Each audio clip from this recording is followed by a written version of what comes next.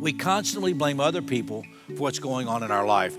In the world of counseling, people talk, I have a victim mentality. It's not that something hasn't happened to me, but if you're the victim all the time, you really probably need some help. No one should be the victim all the time. When we hear these things, I've been treating unfairly. I got the short end of the stick. I was dealt a lousy hand of cards. Some of us, we blame our parents. They got a divorce, so I don't know how to be in healthy relationships. Some of us blame our spouse. We blame our husband and say, well, he doesn't know how to communicate, so we just always end up in this spot.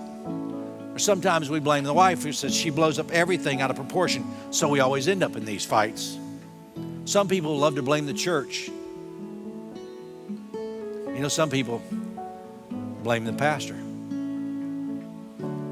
Well, I'm not growing spiritually. It's his fault. He talks too long and puts me to sleep. Or he's too deep, or he's too shallow. Doesn't matter.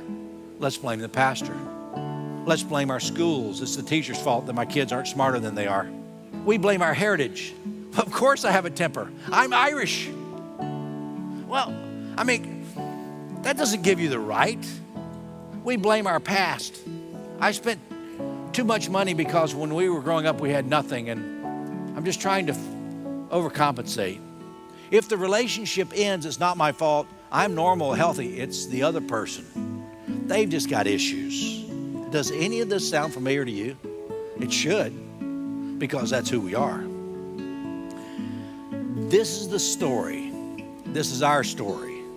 We learn early, ever since Adam and Eve, how to proclaim the victim's battle cry. It's not my fault.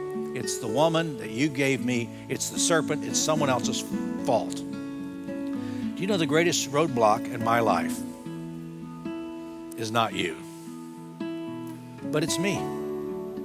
I